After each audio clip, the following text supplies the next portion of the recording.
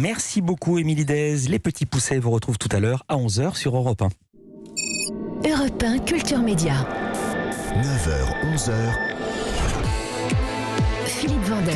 Merci de nous retrouver si vous nous rejoignez seulement et merci si vous êtes là depuis le début de l'émission. Vous avez bien raison. À suivre, Bruno Donnet pour ses télescopages. Notre invité sera Virginie Efira. On va parler du film On attend Bojangles, mais pas seulement.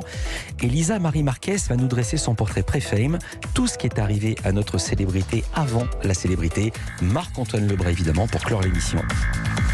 Bonjour Stéphanie Loire. Bonjour Philippe Vandel, je suis contente de vous retrouver. Pareil, et bonne année Stéphanie, je vous l'ai pas encore dit. Tous les jours, Bruno Donnet, bonjour. Bonjour Philippe. Tous les jours, je vous salue et tous les jours, vous observez ici le traitement de l'actu par les médias. Et ce matin, vous avez eu envie de revenir sur la manière dont les télévisions ont couvert la disparition des frères Bogdanov. Oui, car mort des suites du Covid en plein déferlement de la vague Omicron qui sature actuellement les hôpitaux, mais également les plateaux de télé, Igor et Grishka Bogdanov sont devenus tout à la fois un symbole et un prétexte. Un symbole d'abord, celui que la maladie emporte majoritairement des personnes qui ne sont pas vaccinées. La mort d'Igor Bogdanov, 6 jours après son frère jumeau Grishka, tous les deux du suite du Covid, tous les deux étaient non vaccinés. À l'image de Gilles Boulot qui a décidé d'en faire l'ouverture de son 20h de TF1 hier soir, et à une exception près sur laquelle je reviendrai un peu plus tard, l'ensemble des journalistes, en tout cas ceux que j'ai vus, avaient choisi d'insister sur le fait que les jumeaux n'étaient pas vaccinés. Alain Marchal l'a dit sur BFM TV. Grishka Bogdanov, décédé à l'hôpital Georges Pompidou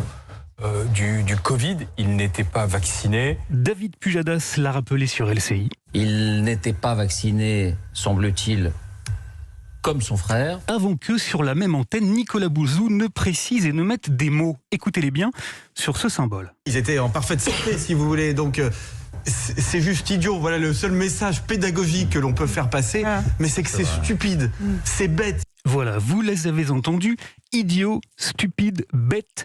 Les Bogdanov sont donc devenus l'incarnation de la supposée ineptie qu'il y aurait à choisir de ne pas se faire vacciner. Alors comment est-ce qu'on en est arrivé là ? Eh bien c'est un médecin, le professeur Combe, qui s'est emparé du cas Bogdanov pour dire dès dimanche soir son ras-le-bol de voir le service de réanimation de son hôpital saturé par les non-vaccinés. L'exemple des frères Bogdanov qui a été monté en épingle par les médias, on aurait dû dire que c'était des antivax qui refusaient le vaccin. Il y en a un qui est mort et l'autre qui est en réanimation dans le coma depuis 3 semaines et qui n'en sortira peut-être pas. Dans un raccourci un peu hâtif, il a donc associé les Bogdanov aux antivax. Or, c'est un peu plus compliqué que ça, car s'ils refusaient le vaccin pour eux-mêmes, ils n'ont jamais milité contre la vaccination, se contentant d'exprimer des réserves personnel. Mais passons. Et poursuivons, Philippe, sur cette histoire de symboles. Car en la matière, il faut tout de même que je vous fasse entendre dans quels termes Perico Légas a parlé la semaine dernière de la disparition de Grishka et de son choix de ne pas se faire vacciner.